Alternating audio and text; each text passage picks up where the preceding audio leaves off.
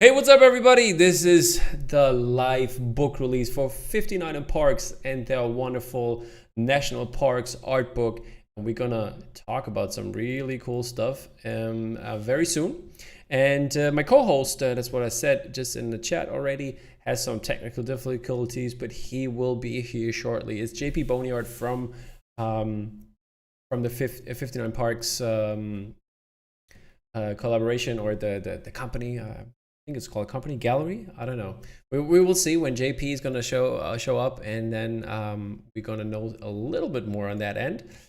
And yeah, so far I will do you guys a little favor already and show you something for the National Parks book. I'm not going to show the images yet, but I'm going to show you just the book in particular until JP is here and tells us a little bit more about the creative process behind it and how the project was started. So bear with me here a little bit. A couple of the artists already here, so I guess most of you came for the artists, and I think that's also what JP and 59 Parks wanted, to have the focus on the artists and talk about their contributions to this wonderful book. All right, let me start off. I know you guys are not gonna see anything right now of the other people because we have the little chat window, and I have to switch this around. So there we go. You see me, but still a Skype window at the top there. And yeah, this is the beautiful cover that is also a part of the 59 Parks series. It is an original. The original print was this one here, the Mount Rainier National Park, and this one is by Glenn Thomas.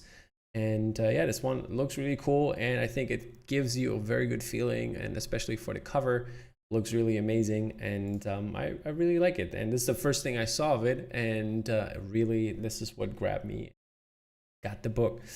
So here, this is more of a book rendering. This is what the book looks like. The book's already sold out on the 59 Parks website, but the chances are that I think it's inside edition, and that you can grab it on Amazon, and that you need this. Yeah, I know, Jonathan. That's what I was thinking. I saw a comment, hey, glad that you guys joined us here.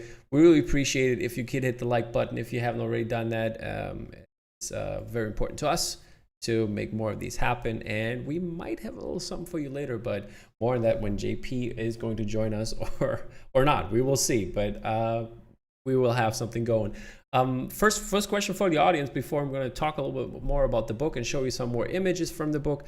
What do you have a favorite park in the United States? I mean, I have been there multiple times, and I've seen a couple different parks, and one I really enjoyed is the one we're gonna feature a little bit later, and the good friends over at Little Friends of Printmaking, they did the park, or one of the parks I really enjoy, which is the Joshua Tree National Park, which is an amazing poster. We're gonna talk about it in a bit, and here you can see the version of the book, how it is represented in the book. Really cool stuff. And the Joshua Tree National Park information on the right side. I love those little fun facts they put in there. I can't wait to read them, but it looks already amazing.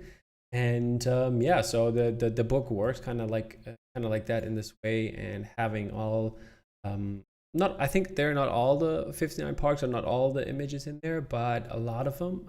And guess if not everything is in there, we will definitely see a version 2 in the future.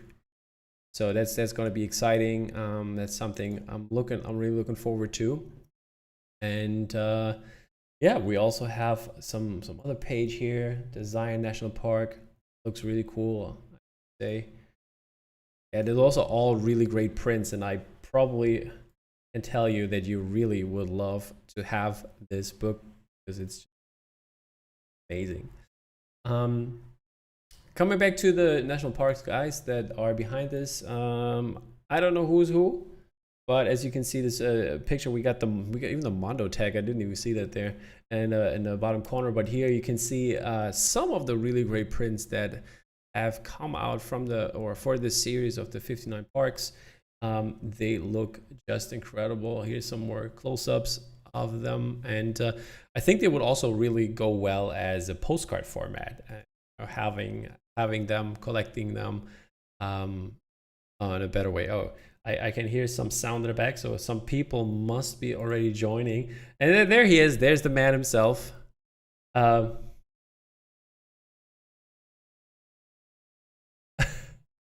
It is. And I talked already about it, and so the people know already what's up. And JP, really nice to meet you. This is the first time we meet, actually, so that's kind of cool. And a couple of the artists already joined us as well, but we're gonna talk with them in a second here. JP, I introduced the book. I showed the book around for the people. And how about you tell us real quick, how did this start? What is it all about?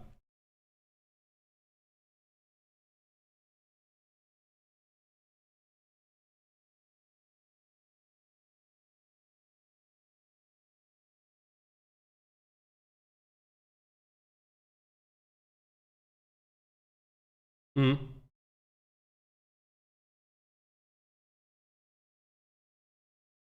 Mm-hmm.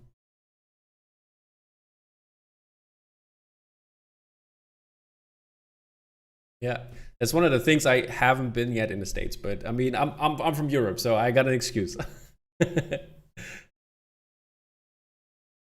Yeah.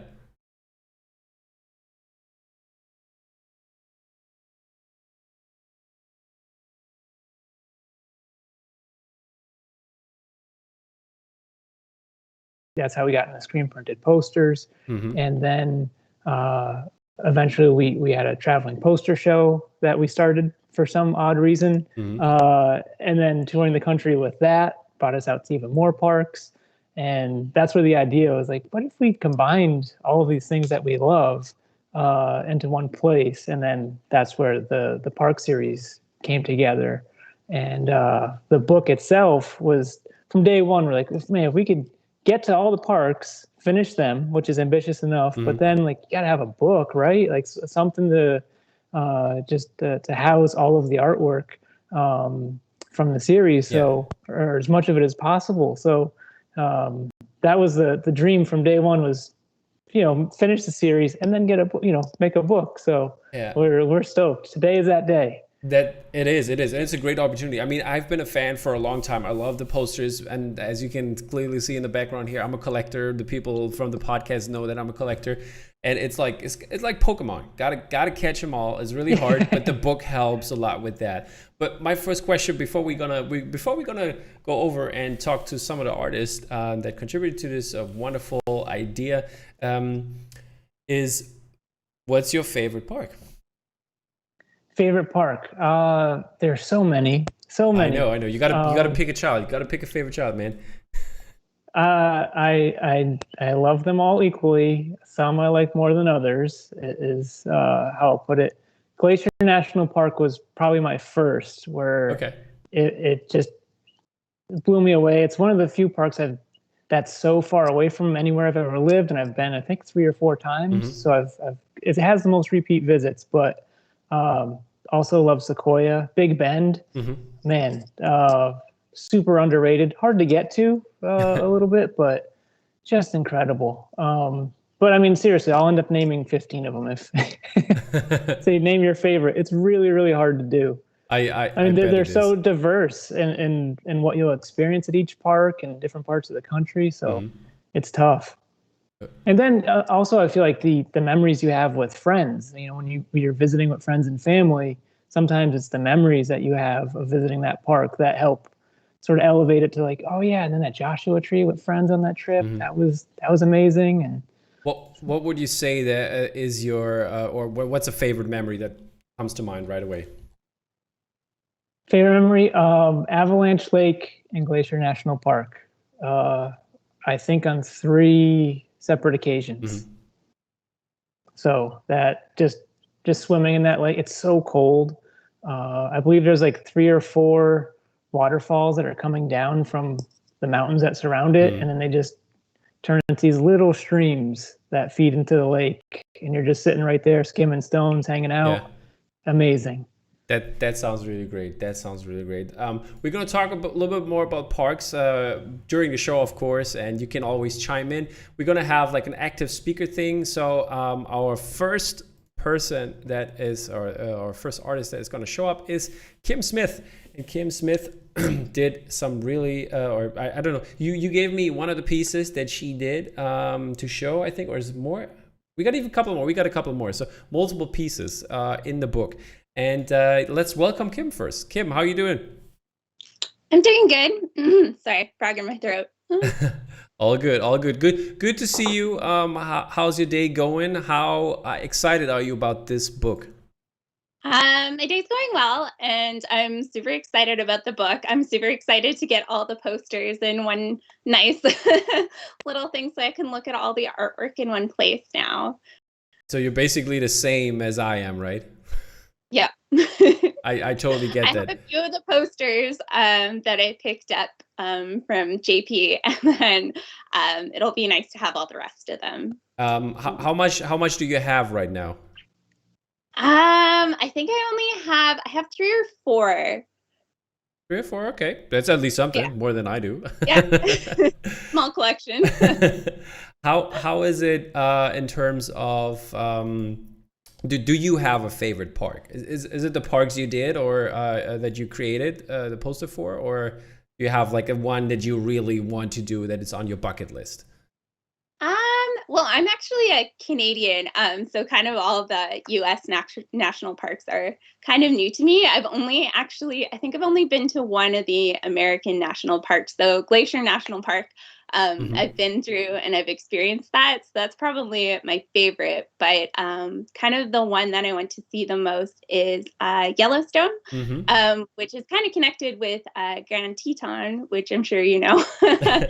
And I got to do the poster for that, which is so cool. Yeah, I'm gonna pop the poster up so people can see it right now, and yeah, this is an amazing one with the love the bisons in it, and tell us what was the story behind it, how was the process in general? Maybe you can shed a light on that for the other artists as well. I mean, did JP come over and said, "Hey, I want Grand Teton National Park with bisons, and we need the mountain, and we need the plain"? How was the process here? Yeah, so that's kind of what he said to me. He's like, I want to see the plains, I want to see obviously the mountain, some bison. So I kind of like took that and I ran with it. So planning out this poster in particular actually started off with a little color sketch because I knew that kind of like golden color of the grass is so important. So I put that down first, and then I just started just sort of planning my piece. So I do like several little thumbnails. Just playing around with compositions. I draw lots of bison. I just usually take a day just to kind of like sit down and kind of explore things. And then with this piece, obviously, Grand Teton, the mountain, had to be represented, I feel, fairly prominently. So I kind of worked with that one mountain and then the cathedral group kind of around it. And then obviously making the bison pretty prominent underneath. Yeah. Is it by the way, JP did this is a question for you. You can chime in here. Is that also like did Kim give you the facts from her perspective, or did you come up with the facts visiting them, or where do those like the fun facts you put on the sides there come from? Usually both. I mean, if artists are doing their own independent research, if we've been the parks or we're doing research, so it's collaborative, right down to all of that sort of stuff. And I remember, Kim, like you always send a ton of amazing thumbnails, and like each one of these could be the poster. It's like so hard to pick. You say, like, I did a couple, you did a lot, and I feel like each one could have been its own poster. So there's a variant. Go grab the variant. So many, yeah. I mean, we in the movie poster world, we always love to see variants, and I mean, some posters have 4 or 5 variants, so why not here, I guess. Right. Kim, you also have another one for Cuyahoga National Park, or Cuyahoga Valley National Park. I'm not familiar where it is, so please tell me. Or maybe JP can also. It's in Ohio. It's in Ohio. Oh, that's bad. Yeah. You know, I've been exchanged student to Ohio, and I haven't been there. Oh, it's amazing. It's really easy to get to as well. Where is it? Where is it exactly in Ohio? I'm gonna probably goof this up. I feel like it's not too far outside of Cleveland. Oh my God. Like you can get there in a very short drive. It's getting worse and worse because I used to live right outside Cleveland. Oh man, I believe so. I mean, it was a couple of years ago when I went, and it wasn't during a trip to Cleveland, but I'm pretty sure it's a very short drive. All right, yeah. Kim, how about you tell us about this piece? Sure. So I think the brief JP gave me is that he wanted to see the autumn colors and a blue heron, and then one of the waterfalls in the park. So Cuyahoga has a ton of little waterfalls throughout the park. Some of them are more iconic than others. So I kind of just started with researching kind of what waterfalls had the most visual impact. So this one in particular is called Brandywine Falls. So I just started. It sounds so Lord of the Rings. I'm sorry. Very much so. It, So I kind of did the same thing, just a bunch of different little thumbnails, just kind of exploring which waterfall would work best for the piece. That sounds great. So did I get this right? You've been there as well? No, I haven't. No. Okay, so is that also like when you draw the animals? Do you do research for the animals in terms of are they in this park, or you just know that they are, or is for example, I think what is a crane, or what's it in there? I'm not. It's a blue heron. Yeah, so it's very well known for the park. Is that what it is, or? Yeah, I kind of go through and kind of research which animals are seen in the park most often. So yeah, that's really awesome. We're gonna move over to our next set of prints, and but before you go, Kim, I would love you. You don't have to go. Obviously, you can always chime in. You can stay until the end.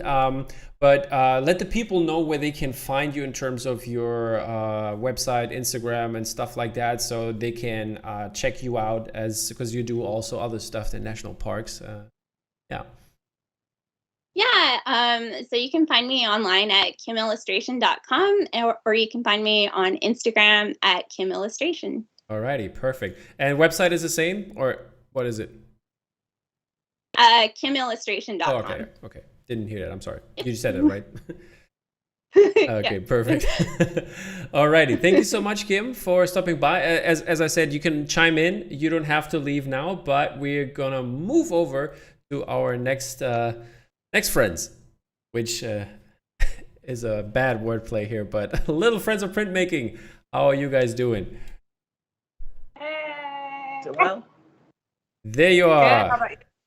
I'm pretty good. I can't complain. I mean, we were the first to join, and I shared my technical difficulties on JP's end with you, so that gave me a little bit of comfort that somebody joined. Yes. Sorry again. I'm happy we brought you comfort. Yeah, thank you very much.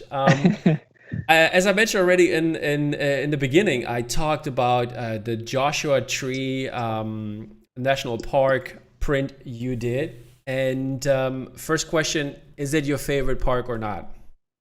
It Yes. is, yeah. Where are you guys from, by the way?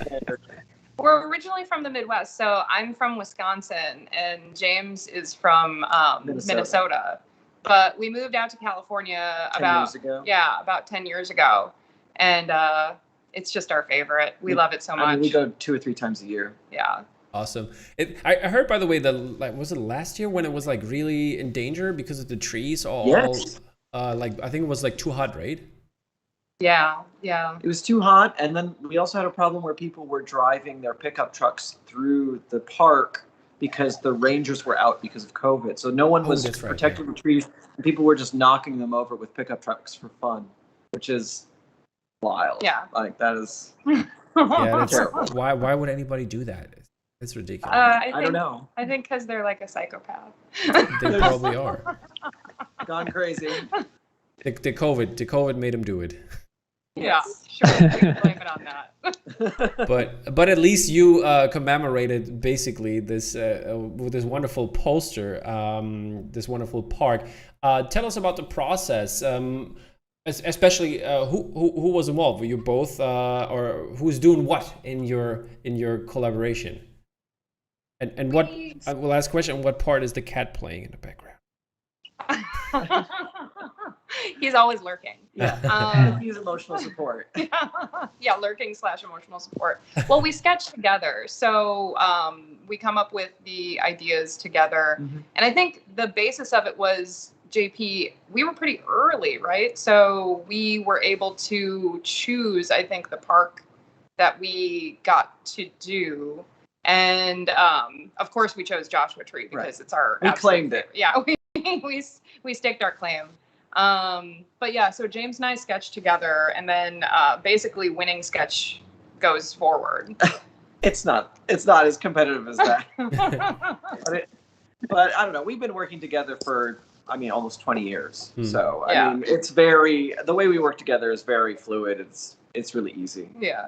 Like we do all our drawing and all our printing together. Yeah. Does it differ also from a perspective that maybe sometimes one of you is doing the typography and the other time it's the other way around that you're doing the whole piece or the artwork? Yeah, in our own stuff, definitely. Yeah. Yeah. Sometimes somebody is working on the type work and the other person's working on the illustration. It really smooths things. It makes things easy. Yeah, we like to think of it as like a house style that we're both comfortable working in. Right. All right. And there you have tons of birds in there. Like yes. Is that basically from one sketch, or did you created 3 birds and then you created the other 5 or whatever they are? Is that done by one person? I think it might have all been done by one person. That was a definite choice that we made, because I think we and JP agreed that there should be a Joshua Tree on it, obviously, and it should be sunset. Yeah. But we were definitely struggling with. I mean, if you go anywhere in the Southwest or in Southern California, you will see this sort of stock image of a sunset gradient with a Joshua Tree in front of it, and that's just sort of the symbol of the region. We were trying to make it more special than that. And we were trying to sort of get across our experience of the park, which is seeing wildlife. So definitely we wanted to have little snakes and kangaroo rat and birds, but like we didn't want to have a wolf or a coyote. We didn't want to have, and more often it's because when you go to the park, you might not see a coyote. I've only seen one tortoise there. And I've only seen one bobcat. I've never seen a coyote. Yeah. So all these stickers where there's a coyote howling underneath a Joshua Tree, that's a lie. That's a fake sticker. Maybe not a lie. Well, but it's not what you're going to get when you go to the park necessarily. Yeah. So we wanted to make sure that, birds that we'd taken pictures of, things we'd seen, we wanted to make sure that was in the poster. Awesome. And is there also a variant version for this one? I think is there a nighttime Yeah, one? there's a night. Well, I don't know. Unpublished nighttime version. Oh, okay. Yes. Okay. What JP? When is that going to happen? We don't know yet. For sure, it was used in the. I believe it's in the Trails game that just came out with Keymaster. Oh, okay. Keymaster games. So I believe it's used as a card, and then it's like the inside of the box cover. And speaking of different version and not used material, how's it? This more, I think, it's more a question for JP. But how's it? Is there a licensing for this one, or is there no licensing and everybody can create artwork for that if they wanted? Oh, for the parks? Yeah, that was. Do you mean? Yeah. So the parks are owned by everyone, so it's more of a public domain sort of thing. That's nice. But especially in the early days.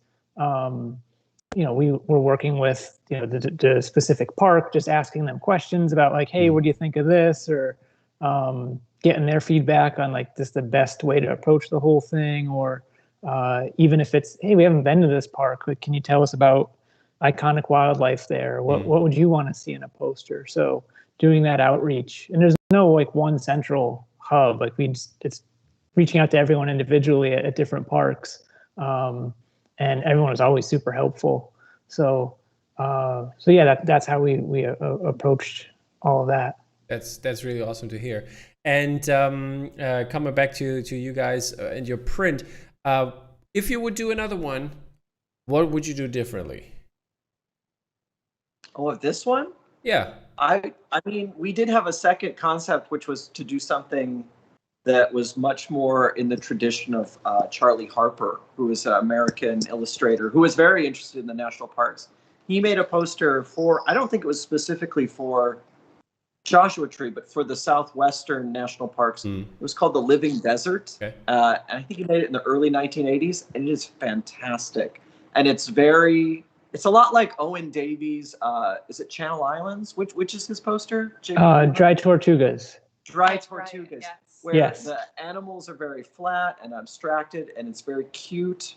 I would love to do something like that with the desert. Something that showed like all the little animals in the little ecosystem, something like that. I would also love to see maybe, just a field of the Joshua trees, because I think one of the things when you're there that you're maybe not prepared for is just the size and the vistas of Joshua Tree and how many of these plants exist there. Right. So maybe just like a sweeping field of them, which, I mean, you definitely see that when you're in the park. Right. Yeah. But maybe not in a postcard. Yeah. And maybe getting you another job, what other park would you love to do? It's so hard because we really do play favorites here. Like Joshua Tree is like our we absolute heard you ask Kim and JP, and we were like, oh, do we have a second favorite? I mean, we've been to so lot. many. Yeah, we've been to so many, but Big Bend is beautiful. Yellowstone is terrific. We love Lassen, Channel Islands. Sure. Like there's so many that are amazing, even just in California. Yeah.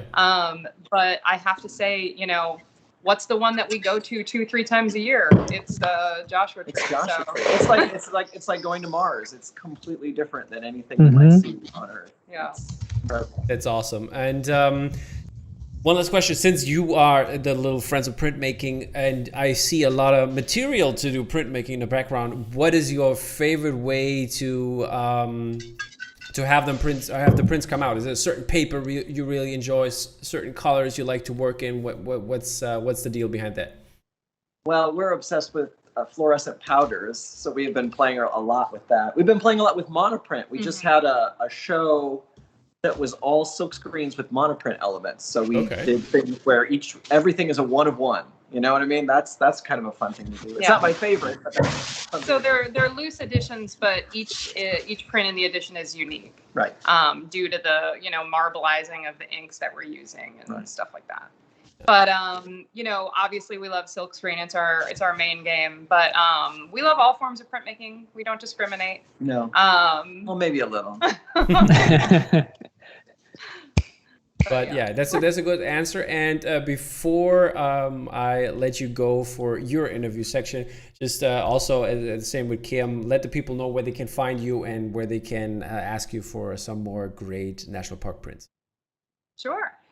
Pretty much on all social media, we're at Little Friends of, because Little Friends of Printmaking is too long.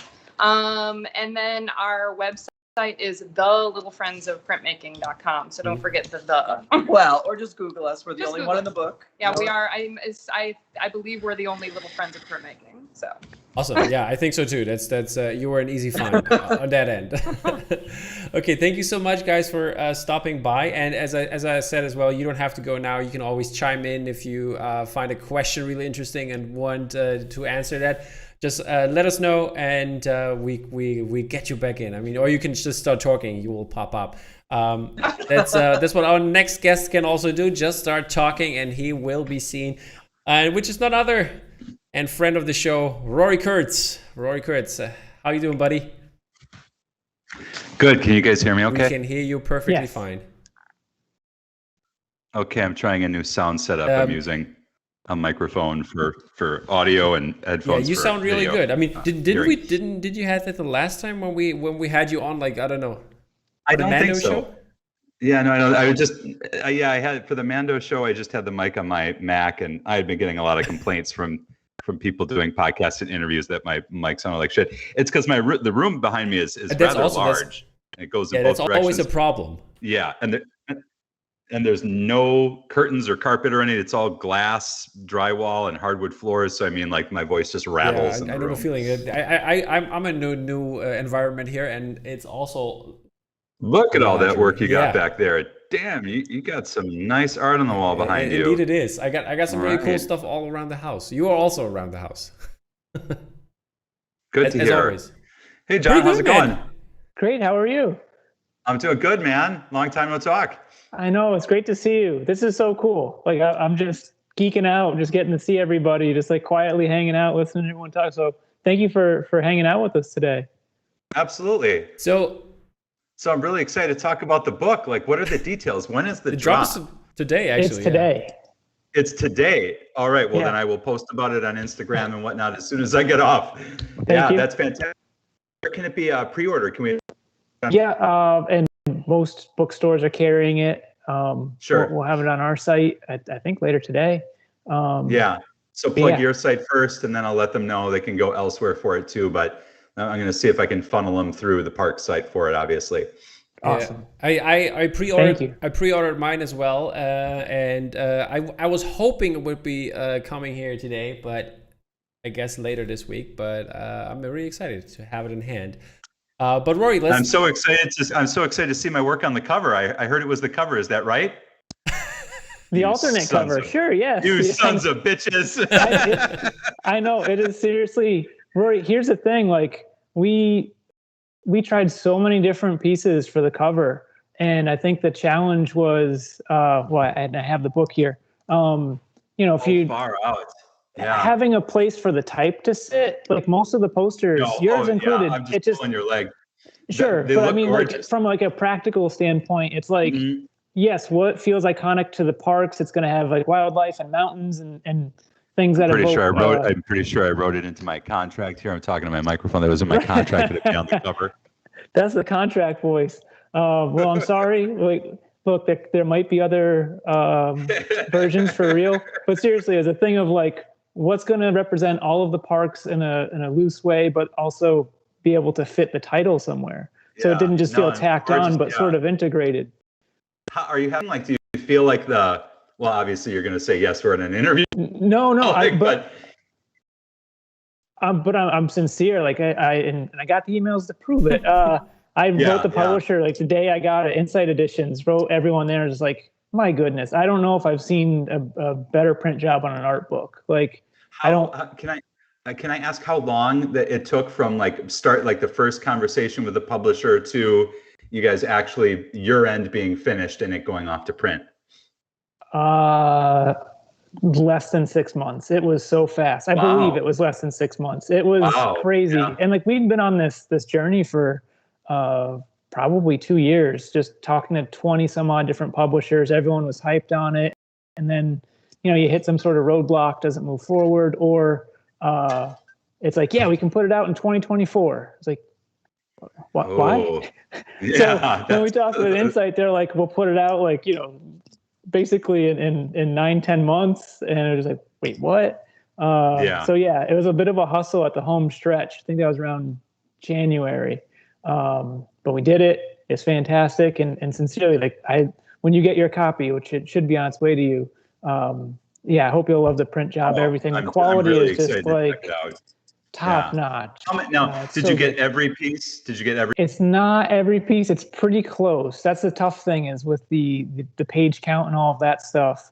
But we're already talking about what does the second edition look like, and if you can increase page count because now we know there's demand for the book, or there's a or couple you come back edits 10 years from now. Yes. Or you come back 10 years from now and you've got an omnibus kind of style where you've got an oversized book. There's no end to it. You can consistently keep bringing new art into the project, so that keeps a lot of opportunity for the future. Yes. Oh, I'm sorry I took over there, Tommy. I just wanted to. Don't worry. All good. Great questions. Less work for me. It's all good, buddy. Let's talk about your piece for a sec here. You did a really wonderful piece for the Rocky Mountain National Park, and it looks really incredible. One of my favorite pieces from the shows as well. And What's your relationship with the park? What's the idea behind it? Well, I'm a big backcountry guy, and I didn't get to visit Rocky Mountain, and were I doing it now, I'd have the resources to take those trips. I was just out in Arizona shooting a park for a different project I'm working on right now. So now I have the ability to do that. Back then, I was sort of relying on my trips out to Quantico Park out in the Boundary Waters in Minnesota and the Cascade Mountains and whatnot, and I just have a great love of the backcountry in general. I went through a stint there of about 6 years where every summer I would do some remote camping, somewhere in a national park, and I was just having a blast doing that before life kind of took, it kept me from being able to do. So when JP reached out to me, I was just like, how can I not do this? I think we met at MondoCon 3, maybe, and yeah, you had already had quite a big series going, and you'd already had a lot of great artists working with you. So I think I kind of harassed you to get me in. No, I don't. If that's how you felt, I feel bad, because we were like, because I think you had just put out the graduate poster. At that event, that was my first Mondo. Yeah, that was my first screen print. We saw that and we're like, of course, like whatever park you want to do, let's make it happen. So I was happy to do it, and the project's had so much life since then, and I think I was really fortunate, luck of the draw, that I got Rocky Mountain, just because it's such an iconic, immediately recognizable park and name. You can't really talk about the national parks without talking about Rocky Mountain, So I got lucky in that regard, and that the piece keeps being seen, and new faces keep, finding it in front of them, and new eyes get on it. And so it's got a lot of life, even though we probably did that poster 3 years ago now. It's been a while. Maybe 2? Yeah. 3 at least, yes. Yeah, but it's been so much fun. And I've got all my inventory behind me. You can see shelves in the background here, and there's another set right next to it too. And I keep getting all the national parks materials that come out. So I've got the puzzles and the towels and all the different materials, and it's always exciting to see the work on some new piece, And you guys have done a really great job sort of curating what it shows up on. It's not showing up on cheap bumper stickers and coasters. It's showing, that board game is a deluxe board game. You know what I mean? And the microfiber travel camp towels are the highest end lightweight, camp towel you can use. So I mean, I gotta say, it's just been a dream to be involved in the project. Gotta wipe my sweat off with some Rory Kurtz. Yeah. But I mean, being a backcountry camper, I know the value of ultralight camp gear. You know what I mean? When you're trying to pack in everything under 40 pounds on your back, and when the towels showed up, and I'm like, this thing is light as a feather, and it's got my art on it. How great is that? So yeah, I mean, it's just been a dream, and I think what you guys are doing is fantastic, and I think the project has just got legs, and I hope it stays around for a long time. I hope so too. Thank you. What about the mountains? How much work was it to draw them? It looks very painstakingly detailed. It is very painstaking. I mean, I think there's a misconception among some people about my style of work, that somehow there's photo collage used or whatnot. And certainly in the mock-up stage, old photos, and I'm drawing crap on top of it, and sort of combining it. But when it comes time to start actually illustrating it, it's all illustrated from scratch, on a giant Wacom Cintiq tablet. And if you have the poster in hand, you're able to get in and really see the level of detail that goes into every pebble, and every bit of fur, on the elk, and every cloud in the sky and whatnot. It's a real labor of love. In fact, if you get, and this is the beauty of screen printing, if you get close enough, it's all pointillism. You know what I mean? It's all a very, expressionist form of making art. Pulled back, it seems, very realistic, and can be sometimes even photoreal. But when you get up close, you really get to see the artist's actual hands working there. At a glance from a distance, Matt Taylor and Rory Kurtz and Phantom City Creative, all of our work has a similar sort of feel from a distance. But as you get closer to the printed work, you see how individual they really are in style. And this was one of my earliest screen print posters. I was just starting to figure things out and really get a rhythm going. And I can see looking at it, like, oh, I remember those afternoons spent on those rocks in the foreground and trying to get the fur just right, and all the different techniques I had to learn to get it, to come off properly. But I mean, I think it was a lot of fun, and of course I love working in pink and find it an excuse in there to throw some pink in there. So it's got that Rory pink. Rory, what was the choice for the animal? Is that could you have picked also another animal, or were you set right away? Oh yeah, I mean, no, as far as like, the choice to go with this, giant, stag elk, like there's no shortage of wildlife in the park, and you can pretty much shoot a dart at an animal chart, and whatever you land on, you're going to find some version of it in Rocky Mountain. But I wanted something that was more majestic than, life itself, and so, when I was looking at, like, you could do bobcats, or you could do deer, or you could do a bear, or you could do, woodchucks or beavers, or any kind of aviary life you could imagine, from bald eagles to giant blackbirds, etc. Like when I saw that crown of horns, I just feel like, no, that's what I need. And then it's researching, finding like the specific breed that you find in that, in that park, you know what I mean? So that it's very authentic and accurate to the wildlife of that area, so I felt like that just made for the most, sort of arresting image. It's like oftentimes if you look at like great manses and mansions, like they'll have giant stone animals in the entryways you drive in, whether they're deer or bear or lion or so on and so forth, is sort of like this majestic signpost on the way in. And I feel like this stag, sort of gives that idea of like, this is the gatekeeper into Rocky Mountain National Park. And I've seen a lot of other posters where the animals are sort of tiny, and worked into the horizon or grazing in the field or whatnot, and then it already been done a couple times by the time I got to do Rocky Mountain. So I just figured I'm just going to go big with it and just give this thing the center of the image, and really give this idea that it's almost a dream, and not a real scene, but almost a vision you would have. Yeah. So that's a long story long. It looks very amazing and a really great piece. But I was wondering, as I asked the others as well, what other park would you love to illustrate for? Or do you have a favorite park in general? No, I don't really have a favorite park. I'd love to get out to more of them. I think, when we've talked about what the follow-up park would be, it has more to the locale and the mood.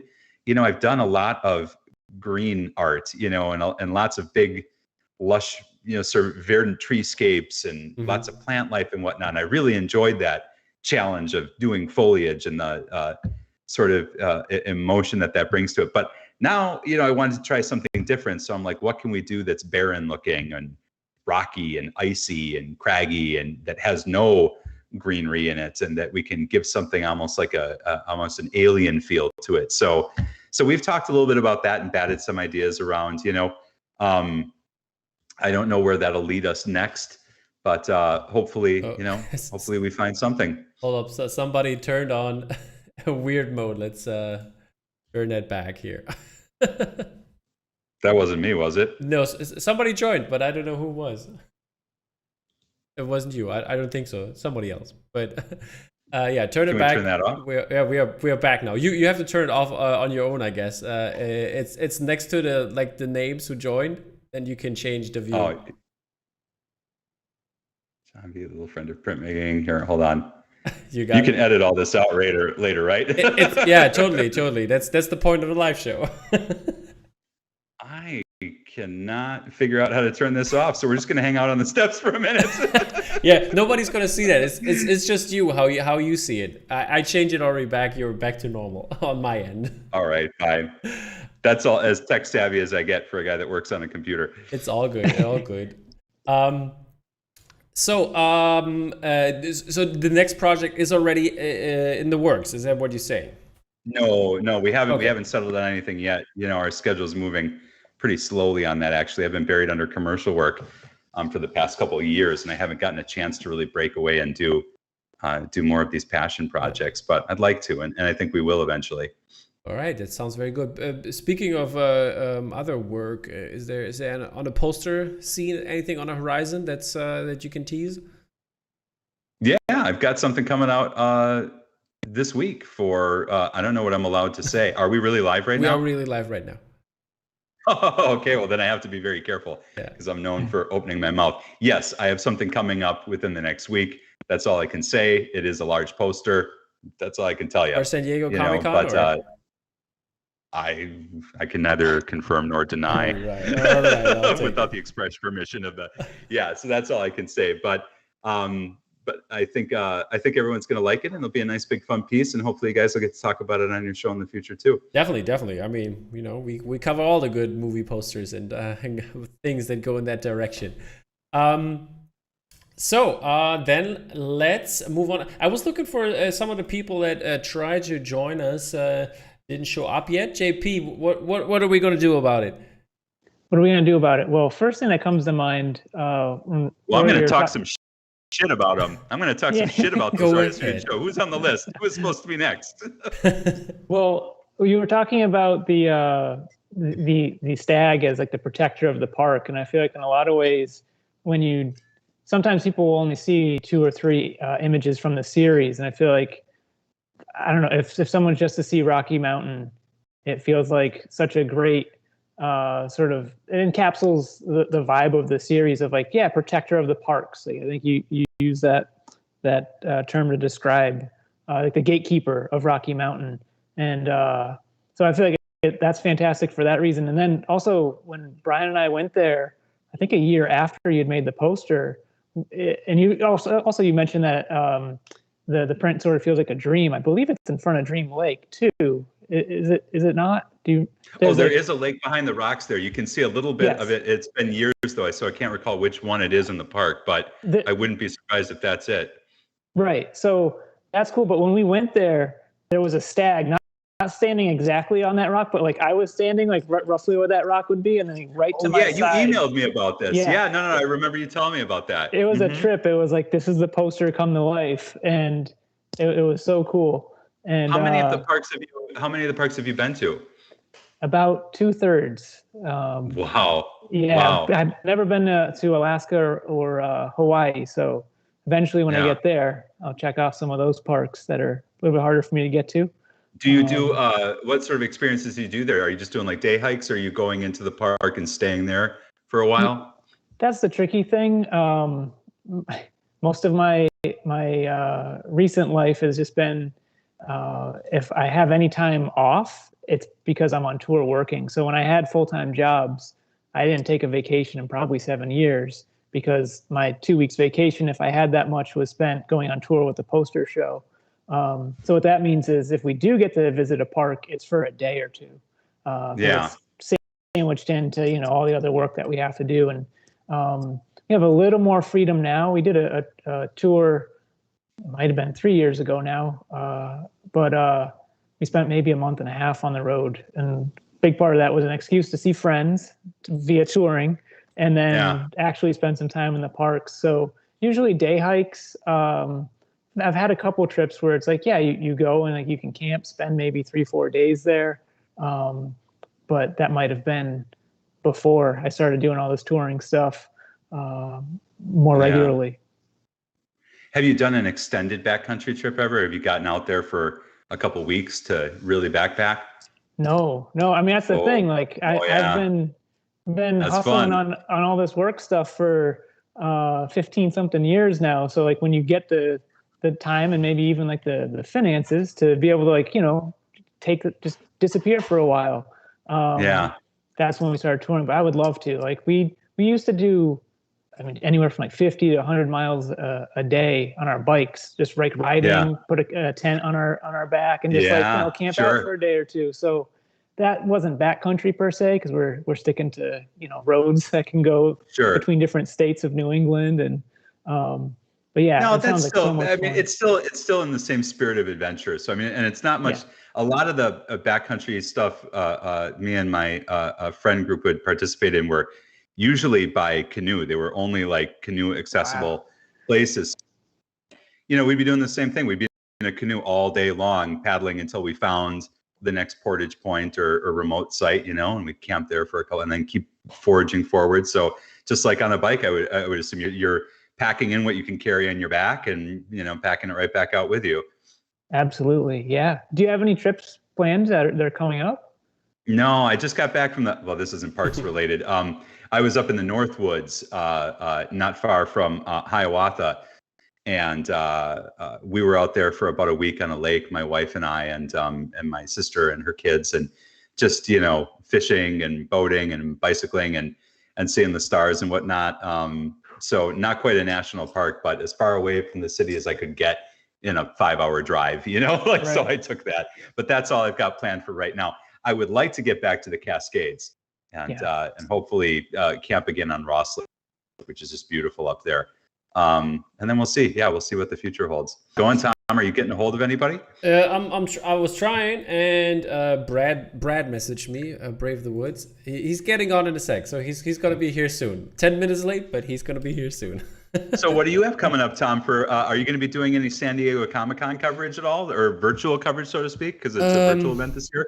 I was thinking about it, but not in terms of that I'm going to go really deep. I'm just going to do, I guess, the usual release podcast with all the focus on the releases and all the shows. I mean, Bottleneck had I think a couple of shows going on right now with Batman the Animated Series coming in the next couple of days. So there's going to be like a full-on stuff for the next couple of weeks. So that's going to take a lot of time. And sad thing is, at this times, because they always put out so much stuff you want to buy, but you can't.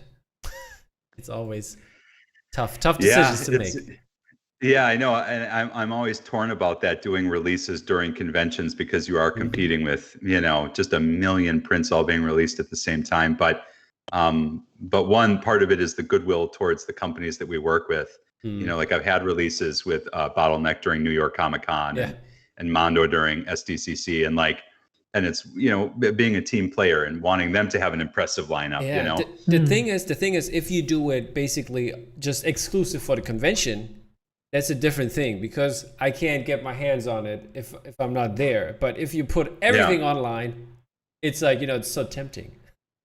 Oh man, it's brutal when it's all online, which, it's going that way this year. I don't know if they're planned SDCC next year, or if that's still to be decided.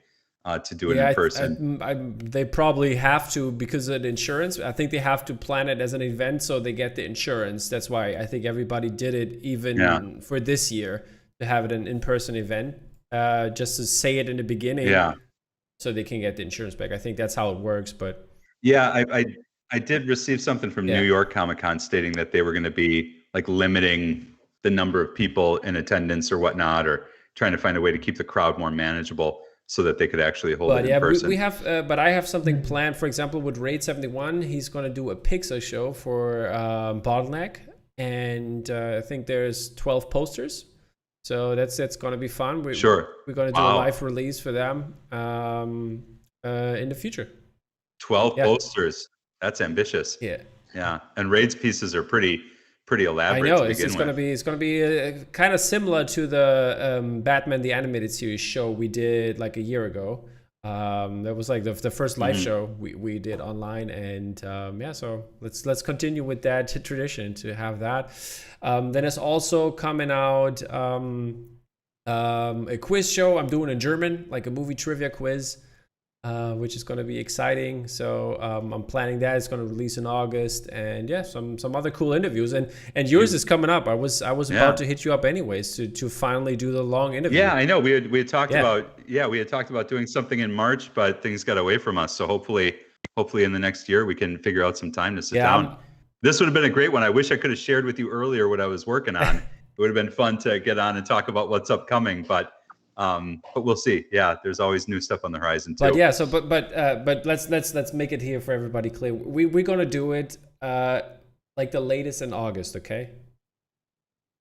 Okay. All right. Far out. Yeah. We'll make it happen. All right. Perfect. How about you, JP? What do you guys have coming up on the horizon? So you've got the big book release. What's wrapped around that? Can you plug that a little bit for us? I mean, the book is the main thing right now. We just had with Keymaster, a new game called Trails came out. I think a couple weeks ago now, and it's a sort of a lighter version of Parks. The base. Can I ask you this? Like I finally got to the point where I had to get a storage unit, an indoor, temp controlled storage unit, because like the inventory starts filling up of all the stuff over the years that gets released. Like, where are you storing all of this? Like, you've got to have a huge space by now. It's finding creative ways in my apartment just to like keep everything. In your apartment? Reorganizing, stacking. Like, I can't tell you how many times I've just reorganized the closet to make everything fit. And it keeps fitting.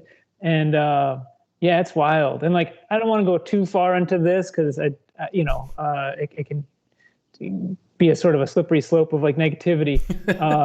I would say anecdotally, whenever we see bootleg, merchandise of featuring the artwork from the series, which there's been a lot in the last year or two, we always buy a copy or two before we reach out to folks. So I have just like stockpiles of like random socks and like books and whatever material, keychains and all the stuff that gets made without permission. They make great white elephant gifts. You know what I mean? Like they're stocking stuffers for family. Right. Off-brand Parks gear. Right, which is funny because I mean, and you had mentioned this earlier, and appreciate that the thought and that it resonated with you. And we're very intentional about the stuff that we do license the art for or partner with folks on.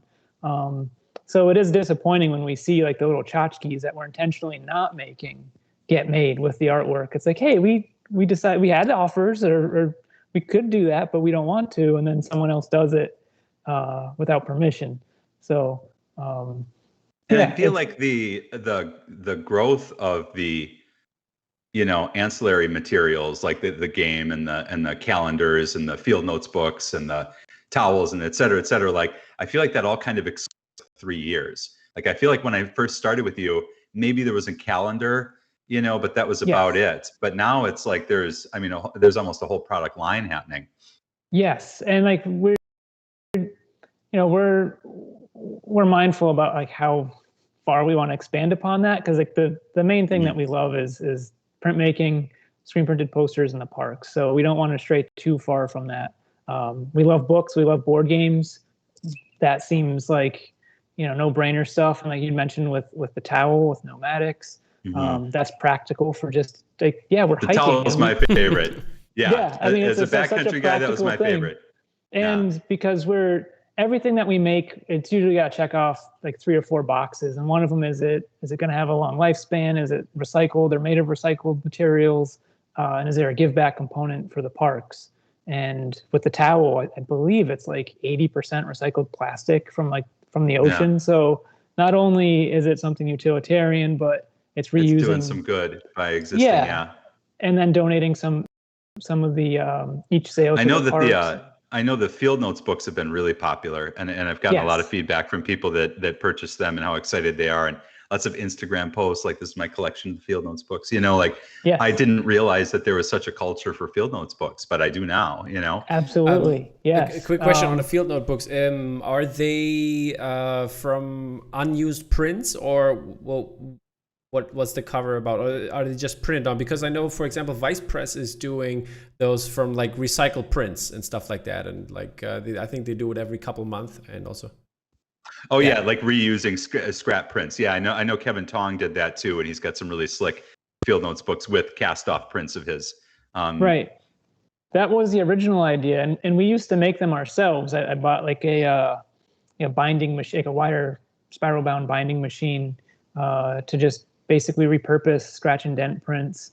And that was the original pitch to field notes probably 5 years ago now, was what if we sent you a stack of misprints? And then they were that seems like that's a logistical nightmare. Yeah, it was. And that was really the thing. They were like, great idea, but just the hassle of how all that would work. And you'd be printing cast off prints that they would have enough prints to make their books. Yeah, I can see how that would work. Right, and the paper's a little too thick for what we'd use for a poster than what actually should go on the notebook. So To answer your question, they're just printed directly onto the cover, in a really beautiful way. I feel like they've folks at Field Notes have leaned into letting like the paper shine through just a little bit through the inks, and making sure it's not this super glossy sort of cover, but something that feels you might have found in the 50s or something. Yeah, for actual field work, Right, yeah, right. It couldn't be more appropriate. Okay, so looks like Brad's here. Finally, we have Brad here. So there's been some hiccups with the time zone, I heard, because Claire also messaged me. Oh, I'm ready when my slot comes up. But Claire, your slot is already here. Oh yeah, shoot. I was set up for 1:40 today, but it's 1:00 right now. So I was like getting prepped and ready. I was waiting to do this and didn't realize I was watching it earlier too, a little bit, and then I had to jump on a phone call with the client, so I apologize. Oh, good. Hey, Brad, how are you doing, man? I'm doing well. Yeah, it's good to see JP. Nice to see you too. Yeah, thanks. This is kind of an interesting little setup here. Looks like we're out in the forest, aren't we? Oh yeah, forgot that's happening. That's all I see. Who's got the forest on their background? That's not still me, is it? No, I don't know. It's like we're all sitting on like cement steps out in the forest. Yeah, it's like a Greek theater thing. Yeah, a little auditorium outside. But yeah, that's not what the people see though. That's only what you see. But you can change it on the top. There says like gallery view or whatever, and speaker view and stuff like that. Grid view up in the top corner next to your thumbnail. Yeah. Yeah. Well, then I'll dodge off. I'll let you guys get back to your show. Yeah, thank you so much, Rory, for stopping by. Let the people know where they can find you if they want to commission you for some art and look also at some other great art. Yeah, you can find my work at rorykurtz.com, and you can find screen prints of mine at rorykurtz.shop, and you can find me on Facebook and Instagram. Just search Rory Kurtz. I'm easy to find. I don't currently take commissions because I just don't want to take commissions, but I do a lot of other work, and I do a lot of little pieces on my own time that then I offer up to people on the web shop and whatnot. Awesome. So anyway, so thank you guys for having me on today. Thank you again for coming on. Thank you, Rory, on the show. And yeah, we'll have Rory for an interview. He promised it's going to be in August. Okay, guys. Thank you, Rory, for coming on. Sure, guys. Take care, bud. Bye-bye. Yeah, awesome work, Rory. Brad. Yes. Now let's come to your prints. Let's talk about your prints. I was really anxious that people didn't join yet, but glad you're here now, and let's talk about your prints. JP left the conversation as well. Oh, it's so weird. He's like, we're done. He's like, okay, we're done. I talked enough. Okay. You have a great piece out for this national park, which is the Big Bend National Park. What's the story behind this one? Did you visit? Is it one you want to visit? How did it happen, and what's the process behind it?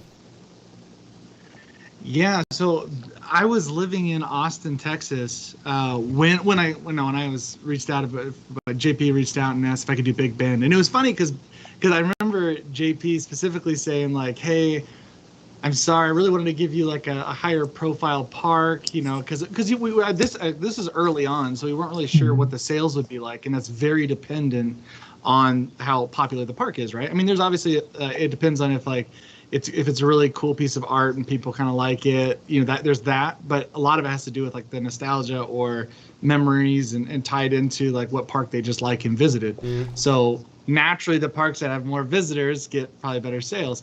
So he was kind of somewhat apologizing because we're really good friends and he's a nice guy. And he's like, I'm giving you this Big Bend one. I don't know how many people will actually buy this poster, but I really think you did a good job on it. So I was pumped because, Texas stuff. I'm not from Texas, but I'd moved. We lived there for a little while in Austin, and I just loved the culture of it and the landscapes and things. So I was really pumped. So I know I had not visited it. I've driven through that way, and I planned some trips, and we ended up just never getting to. So that's still on my list, actually. I've seen a lot of that environment, though, by driving around through Texas. And so I kind of had an idea of what I wanted to do. And I can't remember whose idea was the cowboy? I think JP, you were telling me to throw in a cowboy just to kind of have it feel, a little bit more relatable and have something. Because the scenes sometimes, like the colors, that was the hard part. The colors were all kind of the same. It's got that orangey landscape, and so we had to kind of find some ways to inject that color. I tried. Well, the final wasn't pink, right? It was blue. It was blue back. It was blue sky, but I had pink. And I kept trying to push him on the pink color. I was like, oh, it looks so good with pink. And he was like, I don't know. I mean, not that it would look bad, but I think he just thought it would work better as blue. Yeah, hey. Then this will be a variant. We have our next guest soon, but first I want to finish up with you, Brad, on your posters. Sure, yeah. So there's the pink sky variant. So that's going to happen in the future, right, JP? But yes, but you can still see the pink. It's stuck in the clouds. Yes, there's still some pink in the clouds, it's such a nice touch. I was telling Brad one of the last times that we talked, that's one of the prints that I have up in my office, and walked by and I was like, man, just the little pink in the bottom of the clouds, so nice. And it's spot on. Brad, I don't recall, was that before or after Yellowstone? So I did Big Ben first. Big Ben first. Yeah. Right. And then we set you up with the big one. Yeah, I remember how excited you were. You're like, we had somebody fall through.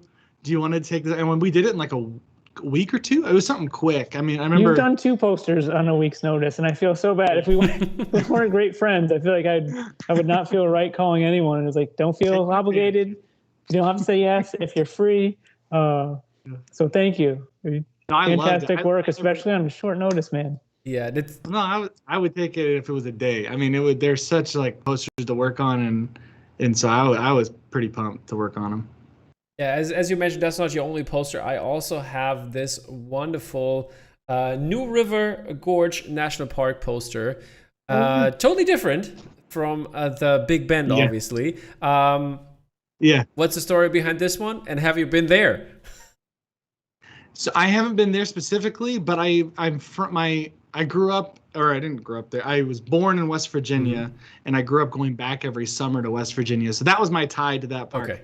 No, it's funny because I've been to like all the parks in Washington, Utah, like Colorado, like that's just where I'm from. Those are all the kind of trips we've taken. But no, I haven't been to this. So I really want to go there. I'm actually planning to go sometime this summer up that way. So hopefully I can hike around there but it's beautiful. It was cool because I remembered the falls and just all the colors of those leaves. And when I saw that bridge, like JP and I were like, you need to do it in the fall when you see the leaves changing, and because otherwise it was kind of it's not a boring scene, but it's kind of hard to make that super exciting.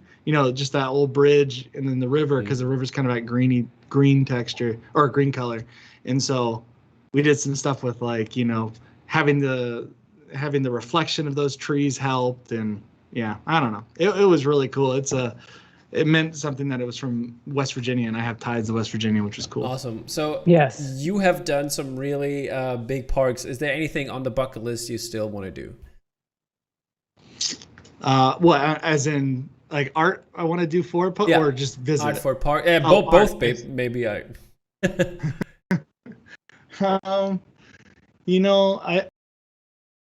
I've wanted to go. The place just in terms of like road tripping, I've been hit all the states except for the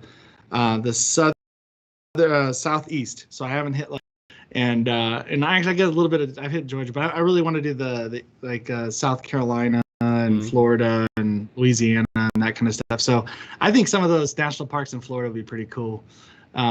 What's the island out there? What's that one called again? The island, the deserted island out there. Are you thinking park? The fort. Oh, Dry Tortugas. Yeah, Dry Tortugas. Yeah. Mainly because I didn't even know that existed until I did this project, and then now I'm like, I want to go there. I think that'd be kind of cool. Awesome. But yeah, because we did the map, and so I feel like I got to do illustrations, even though I only did like three parks.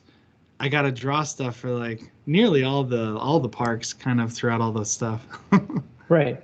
And I think it's on sort of topic we were talking about working on posters and turning around within a week.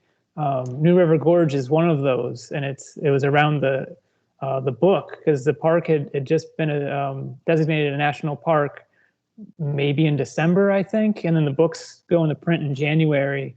So we were scrambling, like we're trying to put out a book of all of the national parks, and it created all kinds of other like hiccups for what we had laid out and page count and things. And it was like, you have to have now 63 parks represented. So Brad came through big on that, and it's incredible.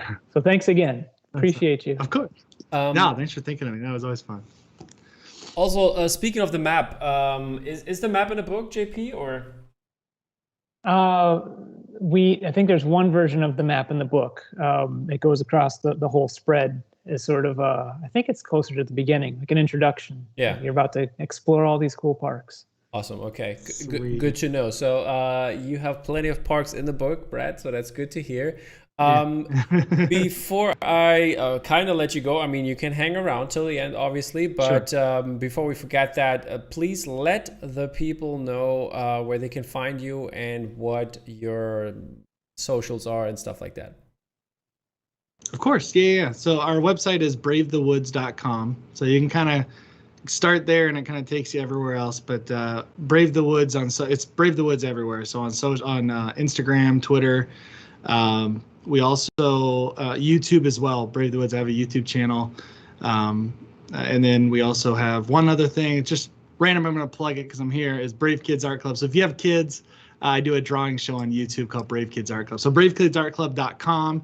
And bravethewoods.com are the two places you can kind of find my stuff.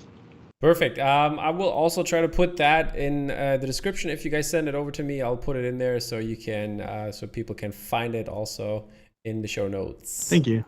You are very welcome. And let's come to our next guest, which I have talked to, or not to, but about her art for her Mondo release, or Mondo releases. I think there were two, right? Claire, how you doing? Hey, sorry I rolled in a little late, but hi everybody. Hello. You also had the time zone problem. Oh my God. Well, I didn't realize the schedule got shifted back by like 20 minutes to fill the space. I was like, I put it on my calendar, it's Central Time, and I still screwed it up, but that's fine. It's all good. Rory was very talkative, and he gladly filled that time. Thank you, Rory, as always, for a million different things. So, Claire, you have done some movie posters that I've talked about, so that was really cool. Or some I think it was Katamari Damacy. Yeah, I got to do Katamari Damacy and Jurassic Park for Mondo, both of which were so much fun. They're properties that are near and dear to my heart, so it was such a joy getting to do those. And speaking of national parks, then, is there going to be a Jurassic Park National Parks poster? Oh my God. JP, that would be so good. JP, have you heard that? I cannot confirm or deny if those conversations may or may not have taken place.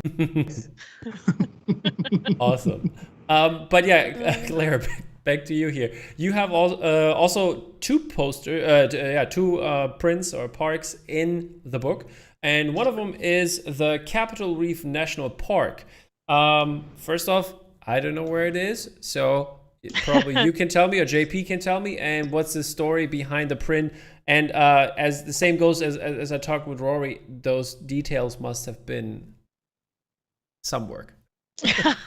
It definitely was. That was my first park for 59Parks, because I had seen a lot of the series so far, and I was absolutely obsessed with it. I had seen so many attempts at playing off of the WPA era of parks posters that just felt like knockoffs, or just like they were run through the posterized filter, all of that stuff. So seeing a series that was putting artists front and forward and letting them sort of make decisions about how to update that idea of doing these posters for the parks was really exciting.